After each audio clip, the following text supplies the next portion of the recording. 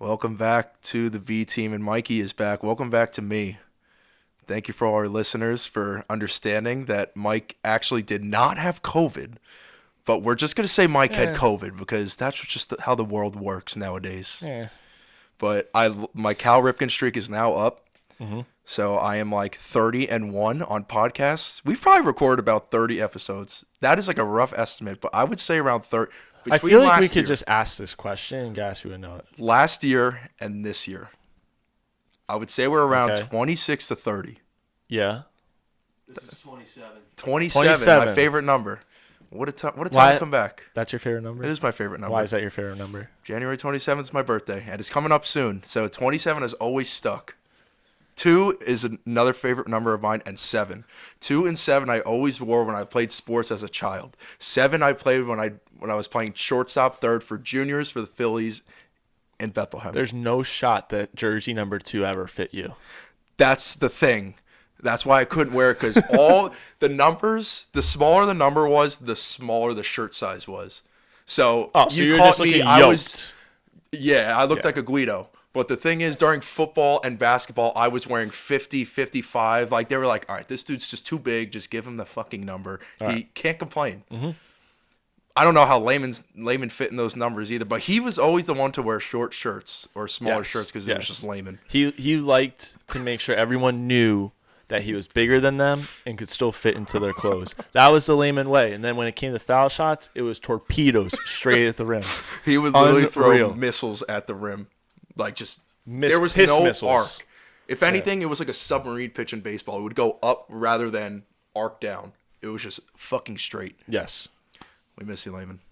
Mr. Engaged, man. But we're back. I'm happy. The guys held it down last week. No problem. The episode was great. Definitely check it out. But we're back with more. We're going into week 11. We got a lot of stuff to cover. Yeah. So I say let's start off the game last night. The Eagles finally lost. Mm-hmm. I know last week you guys were talking about how they haven't played any good teams, and their record doesn't show how they actually are as a team. Those haters can't stand up. Left hand up. The Commanders! I mean, who would have thought the Commies would beat the Eagles? Unreal. The Commies, that bet is still going for them to win the division. I love it. But they, in Philly, Taylor Heineke at quarterback, and they go in and they beat the Philadelphia Eagles. What a game. I really don't see a way that Wentz can come back and start playing immediately. There's no way that he's going to – there's no way he's going to start. Shot. It looks more fun. It looks better. Like, Heineke lives and dies with every play. He thinks that every game could be his last. He said it after the game, and he plays like it. Like that throw that he tried to squeeze into a window that was literally non-existent, trying to get Scary Terry a touchdown, and it got intercepted in the fourth quarter, I believe. Third or fourth quarter. It was late in the game. And I remember watching. I was like, you know what? You can't fault him. He's playing every game like it's his last. He wanted a touchdown. He went for the touchdown. At that point, you have to be risky as a backup. Like, you just need to make a play. Even if you throw a pick, at least you're trying to make something happen. And you know what? I think that Terry himself, because we know he's a good receiver, he just never has anyone to throw to him. He looks so much better with Taylor Heineke at playing at quarterback. Like, he looked like he was looking for the ball every time Heineke was looking for him. He had like over I think 12 targets. I think he had 13 to be.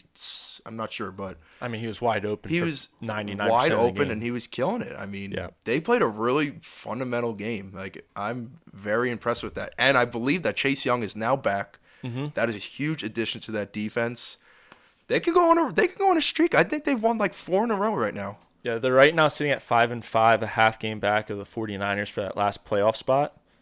So they're right in the mix. We could see both East divisions having 4 teams in the playoffs should they get in. We can. Because the AFC East is looking pretty good. But I did want to touch on one thing that I thought was similar between this game and the Cowboys game, which, I mean, we'll move on to the Cowboys too. I like T's and P's to me.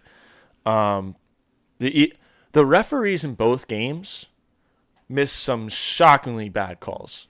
And you know, I've talked shit about the Eagles since this show started, and I will stand with them. Last night, they got screwed over. The last fumble that the Washington Commanders were able to get on top of, I mean, that was just the most blatantly clear face mask I've ever seen in my life. Are you talking about the one on Quez? No. That was bad on Quez. I'm talking about the one on Goddard, I think it was.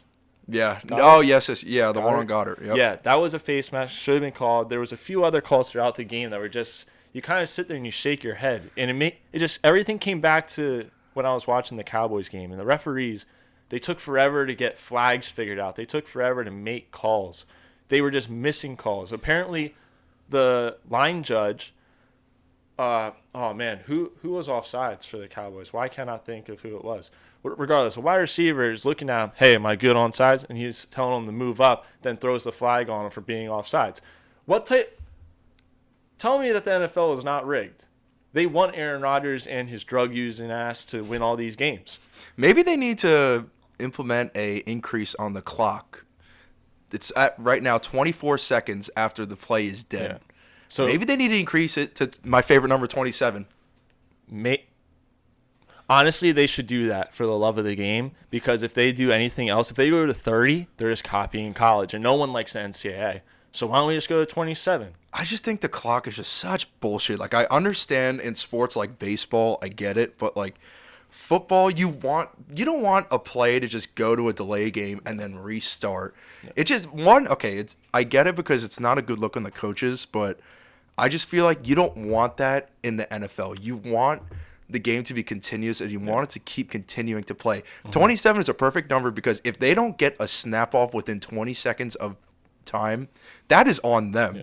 24, it's like a lot because they're going like this. They can't really hear well in stadiums. That's not their fault, but I don't know. Maybe it can be better.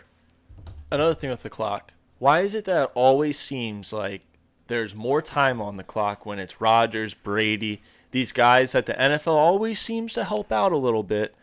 Mahomes, they always seem to have time on the clock. But when it comes to Heineke, the Cowboys, the Eagles, they're trying to give them the their NFL last doesn't hurrah. Want us to win. They want to give all those old quarterbacks the last hurrah, or the ones that are just need to be protected by the league at all times, like Mahomes, like Josh Allen. Yeah. So, yeah, I mean, okay, so let's touch up on this game real quick. So, what are your takeaways from the Cowboys and Packers game? I mean, you can't turn the ball over like we did. Shout out to the Eagles. They did the same thing. Just trying to cover my ass a little bit. Can't turn the ball over like we did in the spots that we did and expect to win. The Packers' first 14 points came off 2 interceptions. 2 interceptions that happened in or close to the red zone. Mm-hmm. So those are just things that, the one interception was not his fault. CeeDee Lamb, almost Monster game. Yes, monster game, but every wide receiver that's been great has come out and tweeted saying that was on CeeDee Lamb, not Dak. So Michael Irvin said that too. Yeah. Yep. And it's just, we can't make these mistakes when calls aren't going our way, especially when we're at Lambeau, trying to have a good season, trying to put something together, trying to catch the Eagles. We just can't make these mistakes, and then Big Mike goes and fucks up everything by not just kicking a field goal. Okay, so I'm going to change it up a little bit, but we're going to focus on the Cowboys. So we have a little segment here called Fact or Fiction. So I'm going to ask you some questions. I have about 6 or 7. Fact. He's a bad coach on a good team. So now I'm going to start because I have one on Mike McCarthy. So we'll go off that. Mike McCarthy should have kicked a field goal instead of going for it on 4th. Fact or fiction? Fact. If we kick that field goal, our defense is good enough to stop them. We go down. We kick the ball off. They start at the 25. Aaron Rodgers hasn't proven he can consistently hit wide receivers. His wide receivers haven't consistently got open. The only way they could beat us is by running the ball. So why he only threw it like 15 times. So the other argument now is that they say that he wanted to go for it because he wanted the ball in his best player's hands, maybe Dak Prescott. However, I get it too because it might have been super windy in Lambeau. It was cold and it was but you guys have Brett Maher at kicker and he's good. Maher, whatever the fuck his name is. But it just goes to show that he didn't trust his defense on that. And you guys have been riding for weeks about how good your defense has been. Weeks. We are not in this position without our defense. And that's the thing, too. That's exactly why I agree with you and why I think he should have kicked it, because at that point, the defense knows that they really got to buckle down and they got to stop him. I mean, come on. Like, that they only had Lazard. Yes. Watson had a great game. Kudos to him, but you easily could have adjusted to that, and you could have won the game. Yes. I mean, I think I would have had more confidence in your kicker than Dak on 4th down. Maybe they could have had a different play call because you wanted to give it a CD, but I just don't like that call. I think you just have to play a little bit conservatively there. No, I agree. And maybe if they were 10 more yards up the field, yeah, let's go for on 4th down, whatever. But they're at like the 35. Look at where we are. Like, think about who's on the other side. It's Aaron Rodgers. Like, I always make fun, I always clown that he should be in jail, but it's still Aaron Rodgers at the end of the day. I mean, he showed why we should have kicked the field goal, and you can't mess with him. All right, fact or fiction? Dak, not Mike McCarthy. Is this just you holding slandering the Cowboys me? What's back. happening right? No, Kellen Moore is. Neither of them are holding. So Dak nor Mike McCarthy is holding Our them back. biggest issue is Kellen Moore. Really? Yes. I think it's Mike. I always thought it was Mike. But that's still – but you know what? I feel like it's changed now because I feel like Kellen Moore has either declined in his coaching or Mike McCarthy is too aggressive. But I can agree with you on this because I feel like last year it wasn't on Kellen Moore when they ended their playoff run against the 49ers and that run up the middle, which was Mike's call. Yes. It was putrid. Yes. But, yeah, you know what? I think the narrative is flipped. I think it might be on Kellen Moore. I think you might be right here. I just think that last year, with Big Mike being a brand new coach, there's a lot more pressure on him. But now Kellen Moore went out, and he didn't get a head coaching job. It just makes you think, is this why? Yeah. He hasn't shown that he deserves that. And I think he has declined. All right. So let's continue here. But good talk. I like that. Hopefully they can learn from this. But I want to touch on other things just so we can get some more convos flowing on different aspects of the NFL. Justin Jefferson, fact or fiction, is the best receiver in the NFL. I mean, he's a problem. Did you see the catch he had this weekend? Yes. Is that better than OBJ's catch? I'm going to say yes, and here's why. If you watch the play, the defender is in a much better position to catch the ball than the OBJ one. So I think there was more pressure on him really to make that catch. There was more pressure directly on him to make the catch. I think I'm gonna have to agree with you. I mean, we can't deny that OBJ's catch was immaculate, but people don't realize it was 4th and 18. That was like their last chance. That's what I was just about to say. To just keep driving, and he kept it alive with that because the ball was in the cornerback's hands. Yes. And he just ripped it down, cradled it, and it was a first down. That is a fantastic play that was made. Do I think he's the best receiver in the NFL? It's difficult because skill set, I think he's one of the best. But difference-wise, I got to go Tyreek. I mean, he's making such a big difference on the Dolphins. And he goes to any team at all. And I think they are easily contenders because of how good he is. NFL is one of those interesting leagues where it's not like basketball, not like soccer, not like baseball. Like if you can have 5 of the best. Like there's small differences in football that all the top 5 could easily be the best on their day. It's never just one guy lighting it up. Very rarely. Obviously, there are a few times where there is just that one guy that's just completely different. But I think more times than not, the NFL has 5-6 guys at each position that you could make an argument for their being the best at their position. I just think, like, the way his skill set that Tyreek is, like, he's just so fast. And, I mean, you could be big and tall and athletic, and you can just catch a bunch of contested balls and stuff. But the way how fast he is, just blowing by corners and just gaining yardage, it makes such a big difference. He's making Tua, and Jalen Waddle too, but he's making Tua look so good. And you know what? My opinion has changed on Tua. I think he looks like a good quarterback.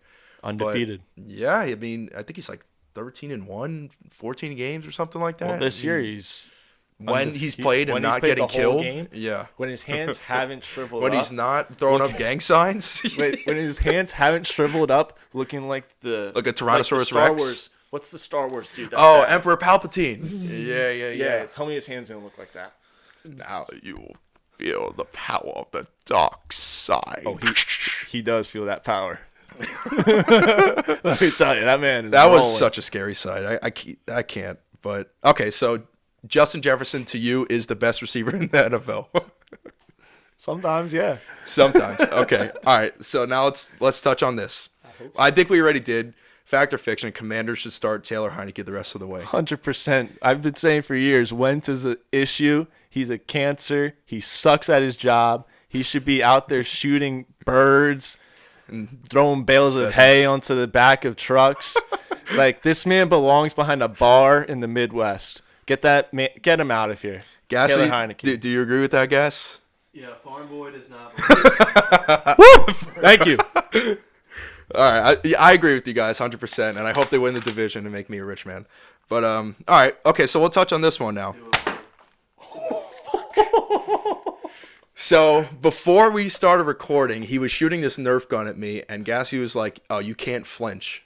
So he just did it, and I flinched. So we have 2 more bullets. You have to go through 2 more. Yeah. If I flinch again, I'll put $1 in a jar, and we'll just continue, and you guys can split the money and go gamble or go get some Chipotle or something. Go get some fucking Hot Pockets. I don't know. Thank you. Okay. The fact or fiction, the Bills are the best team in the NFL.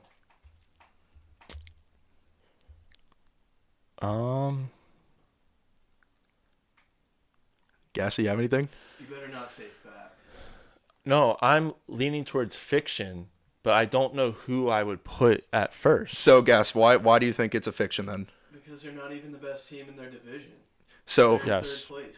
Yes. So, who do you think are the teams ahead of They're them actually right not. now? They're actually not in third place. They're in 6th place for the playoffs. For the spot. playoffs. In the AFC. And I'm the- in the division. They're in third place, but yeah. So, regardless of the record, what teams do you think are better outright, just more balanced to them, have more players, are more fundamentally sound?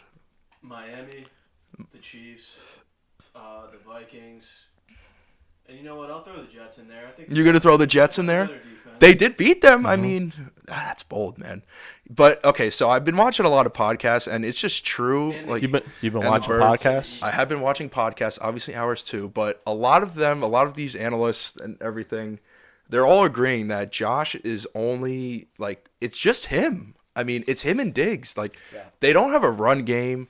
They're missing a lot of pieces. They're too Josh Allen dependent, and I kind of agree with it. I mean, he's running all over the place. He's usually rushing more than Singletary and Naheem Hines, even though he just got there, but they are too Josh Allen dependent. I mean, I think if they had a run game, they'd easily be the best team in the NFL. But I think right now, I compare this to last year when Mahomes had that little stretch where he was losing games, probably like 3 in a row, just a big obstacle in the way. Like, the Bills are obviously going to play bad teams, or Yeah. really good teams, Well, both. and both. But yeah, I think this is just a nick in the road in him. I'm not gonna hop off the wagon because I know that they're still good. Like, they're still the Bills, but Yeah, I'm still circling the wagons with him, but Josh Allen's got 2 interceptions in each game of his last 3. Like, that's a little concerning. I feel like he's starting to force the ball a little too much. He just has to start letting the game come to him again, like he was at the beginning of the year. yeah, they definitely need a run game. And I think Diggs is really their only receiver. I mean, the other ones aren't making that much of a impact or much of an impact as Diggs. Like Gabe, McKenzie, Dawson Knox, it's really just Diggs. Like, they just kind of catch balls like 2nd and 6, just like helping out a little bit, but he's depending on Diggs.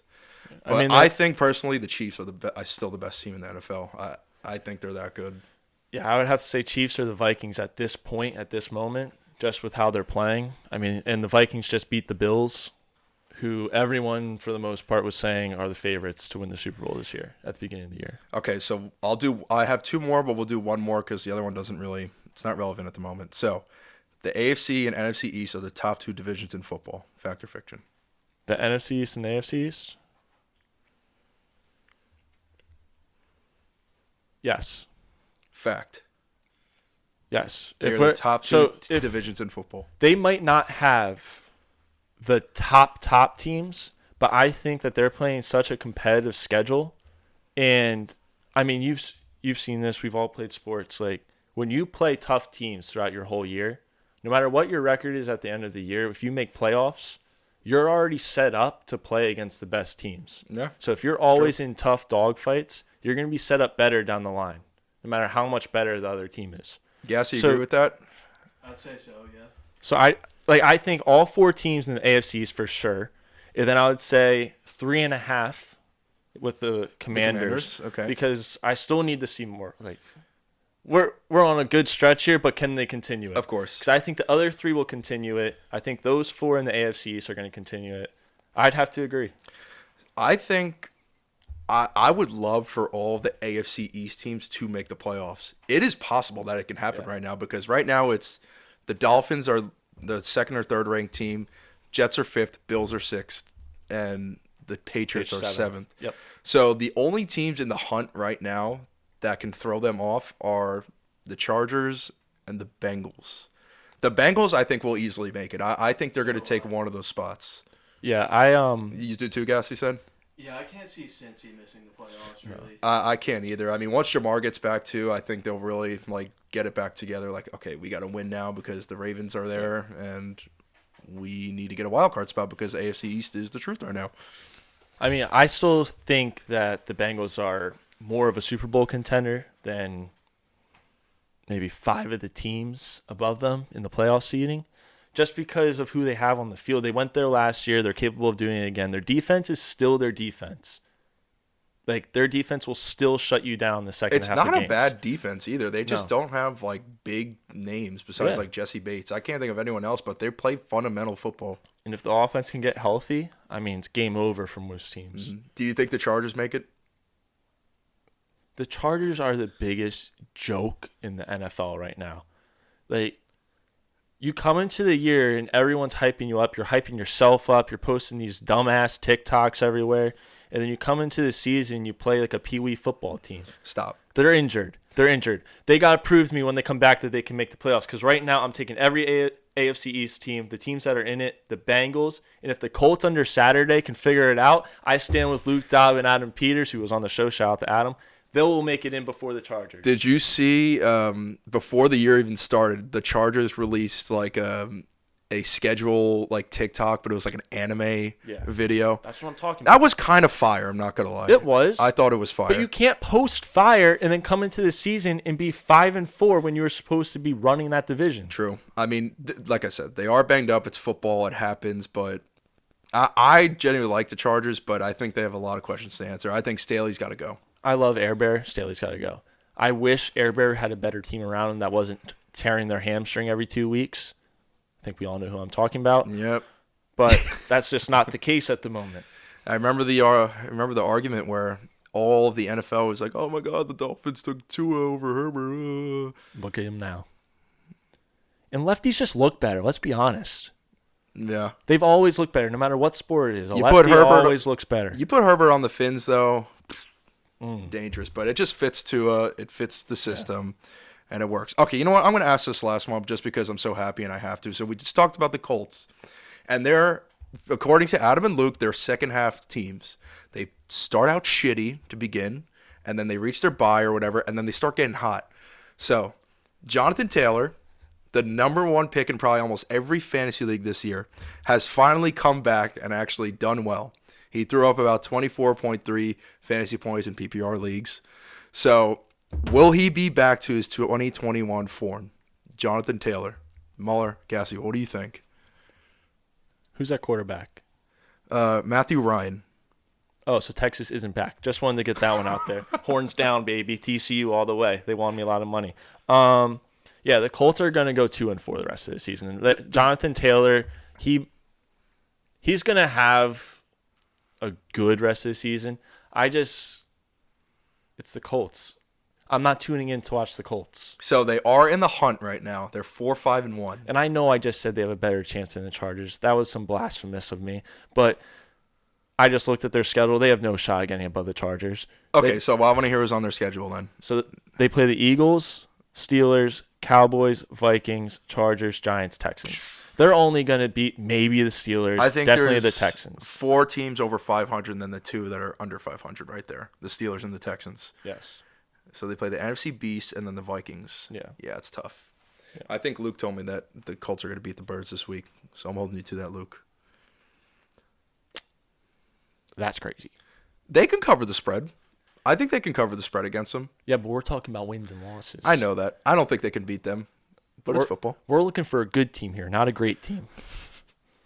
Okay, I'm going to sum it up. I think Jonathan Taylor is going to go back to his form. And I did some digging, and I found some stats that I calculated. For your fantasy teams, do not trade this man because he's going to win you playoff games, and he might win you the league.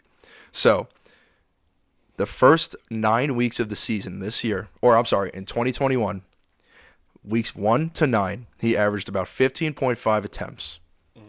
Weeks 10 to 18, he averaged 24 touches. 24 attempts in those last 8 weeks of football. I think the same thing happens this year. Absolutely. Especially that Jeff Saturday is there now. And you know he's a center. You know he loves running the freaking ball. I think that JT is going to come back and he's going to win a lot of games for your fantasy team. So do not trade him. Don't trade him.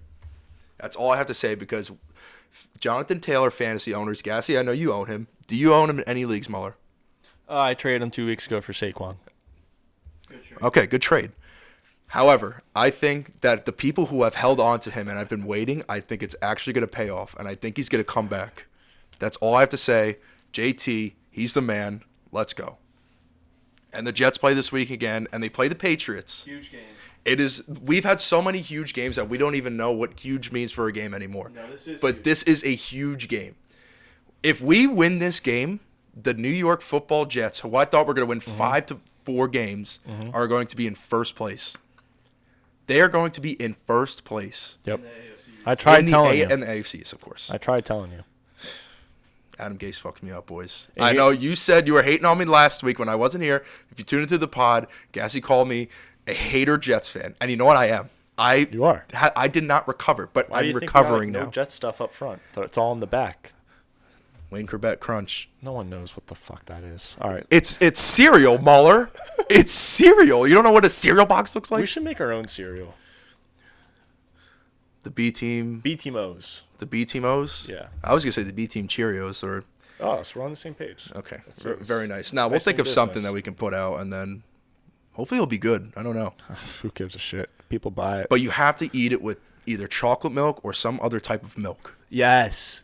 Strawberry or chocolate milk. You can't use vanilla. You can't just use regular That's freaking tough. milk. How many cereals can you name that Listen. go with strawberry and chocolate milk? Okay, I can't name any cereal that goes with I strawberry feel like we milk. gotta make 2 cereals. But with chocolate, you could do Reese's Puffs. You could do Cocoa Puffs. You could do the chocolate Rice Krispies. Do you say Reese's Pieces or Reese's Pieces? Well, I was never a Reese's guy growing up. Just say it. Reese's Pieces. All right, good. Reese's Pieces? I can't Reese's stand. Pisces? There was this person in Reese's Wawa. Pisces, the moon, Bro, man. It's this in a line. person in Wawa walks up and is like, "Do you have any Reese's Pieces?" I wanted to look at him and be like, "What the?" Were you I was like, Pittsburgh "Can or we something? kick this guy out of here?" He's not even speak. What? All right, continue. Reese's Pieces. Yeah, that was disgusting. Was he like fat, just wearing shorts in the middle of winter? Looks like he just got out of his grandma's basement playing League of Legends. No, if it was that type of person, he would have known it's Reese's Pieces. He would have 'cause said Reese's Pieces. Yeah, it would have been stuck in his cheeks already. He would have had crumbs all over his He mouth. would have been between saving his 2 teeth. for later. He needed another 2 for tomorrow. He had a freaking 2 Reese's Pieces chocolate bars in hand. Nom nom nom nom nom.